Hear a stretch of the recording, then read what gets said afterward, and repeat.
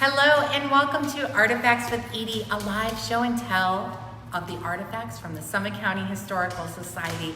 My name is Edie Steiner and I'm a music therapist with Bridges Learning Center with the Akron Public Schools, and I'm also the shepherdess at the Summit County Historical Society. Our weekly game show, Are You Smarter Than a Border Collie, takes place tomorrow at 11:30. Each episode this week is your study guide. Can you take home the title of Smarter Than a Border Collie? Tune in tomorrow to find out. Today is day 4 of our field trip to the Old Stone School in downtown Akron. Good morning to the scholars at Bridges Learning Center, especially the Golden Scholar watching this morning, and scholars at Krause Community Learning Center. School has always been one of my favorite places. I loved it so much when I was a child that I vowed that I would never leave this magical place where every idea was celebrated, where every day had a song, and every book had an adventure. While many young scholars are feeling nostalgic for being back in the classroom together, for now, our classrooms are empty. Remember, our classrooms are empty for a reason. Your teachers love you, and for now, we are safe. There are so many grown-ups working together to make sure of it. And when we're back together again, the laughter, the hugs, the learning, and the love will be a celebration fit for you. Every young scholar in Akron and Summit County is, as Mrs. C.W. Blanche Cyberlinks once said, the nation's greatest asset. Until 1876, the Old Stone School was a primary school for children in grades 1 through 4. Throughout the school day, it was custom to keep boys and girls separate, never sitting next to each other or entering the same doors. The Old Stone School was a common school, which meant that any young scholar could attend regardless of social class or religion. Until the time that the school was built, mostly men were teachers. However, around 1840, women were thought to be more nurturing and motherly, and they started to train to teach, but they could not marry. Male teachers were paid $15 to $20 a month, while female teachers were paid 1/3 of the salary of a man for the very same work. Teachers would move each week from family to family of the students attending the school, living with them for 1 week at a time. This was a common practice called boarding around.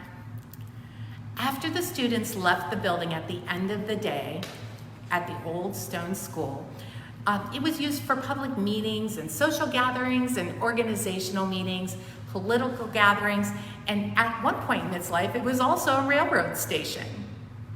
In 1825, the population in Akron was 300 people, which grew to 2,000 people by 1840. I wonder if you see the correlation between the canal growing and how our population grew. The Old Stone School seats 38 students, 2 in each seat.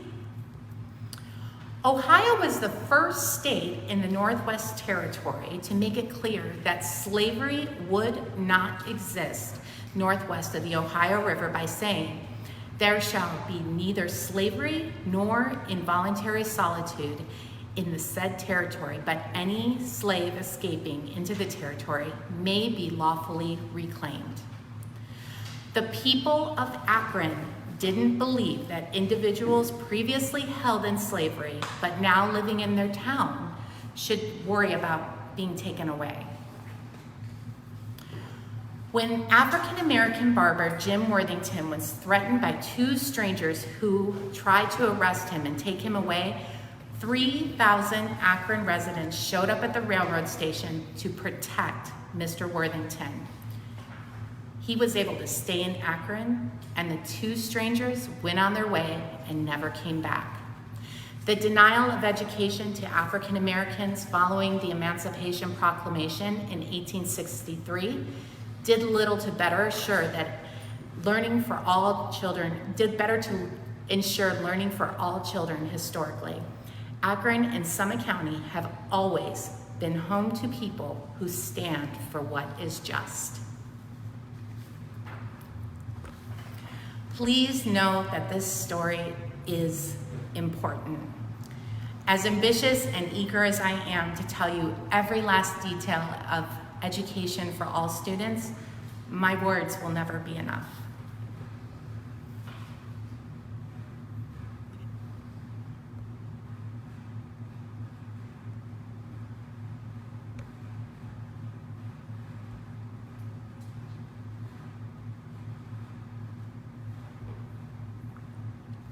During World War II, the schoolhouse was closed until 1966, when the Akron Community Foundation and the Ritchie Foundation gave money to restore the building through the efforts of the Summit County Historical Society and Akron Public Schools.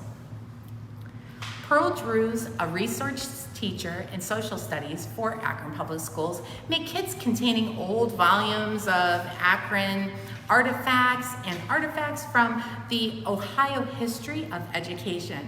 These kits had copies of early documents and records for students to research the history of this old stone school, to prepare it once again for students to come to visit in 1967. It's time to review and find out what our artifact for the day is. Question 1. A male teacher was paid around $15 a month. How much were female teachers paid? Was it A, $15 a month, B, $5 a month, or C, $10 a month? I knew you could do it. $5 a month was a correct answer because women were paid 1/3 the salary of men. Question 2. Describe school during the 1800s in your own words. How was school the same today? I'm excited to hear you share your answers with your teachers, so please let me know what you come up with. Question 3.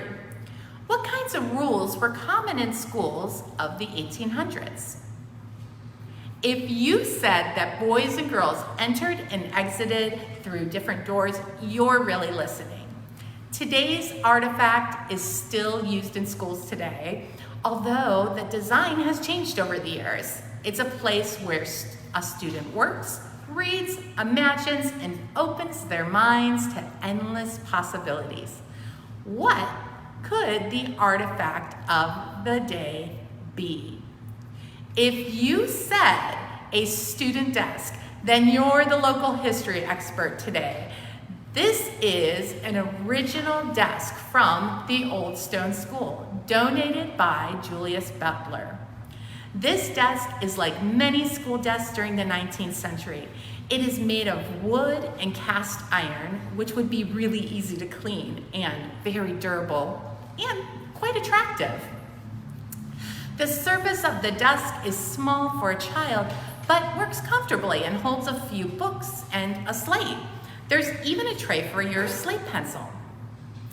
Just like many school desks today, the desk has a small storage compartment for books underneath the top of it. School supplies, or maybe even a small snack.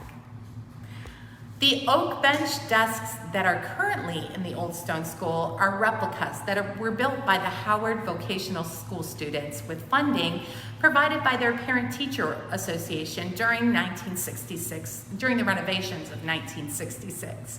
Prior to the development of the PTA, Akron had an organization called the Home and School League. And on February 3rd, 1977, at the 64th Annual Akron Council of PTA Founders Day, a tribute was made to Mrs. C.W. Blanche Cyberling, the past president of the Akron Home and School League and the founder of the PTA. This placed in a 100-year-old was placed in a 100-year-old frame by the Summit County Historical Society. Mrs. Seiberling's words were written out and printed with an image designed by Michael Ayers, an artist at the Akron Board of Education. Blanche Seiberling quote reads as follows: "The work of the Home and School League should be done in the spirit of harmony with a realization that children are the nation's greatest asset, that we, like the Romans of old, are building for ages to come. Unlike them, however, we are not working with marble or stone, hewing and carving images. We are working with far more precious material, the lives of little children. Long after the workers are forgotten, our work, if well done, will live on in the form of future generations morally and physically more fit than the generations before." Scholars, tomorrow is the big test. Be sure to review each of the episodes from this week and tune in for Are You Smarter Than a Border Collie? I will put directions for Kahoot.it. This is the quiz that we will play live against one of the working border collies from the Summit County Historical Society. To play along, you will need a mobile device or computer, and I'll post the game code starting at 11 a.m. tomorrow in the Summit County Historical's Facebook story and their feed. You can log in anytime between 11 and 11:30, and we'll go live to play right at 11:30. Look for directions on how to play in the comments in today's episode so you don't miss your chance to show that you have earned the title Smarter Than a Border Collie. Or not, because the boys are here every day studying, so they're pretty confident. I will see you tomorrow at 11:30 for another episode of Artifacts with Edie, where I show and tell the artifacts from the Summit County Historical Society, where history is always within reach.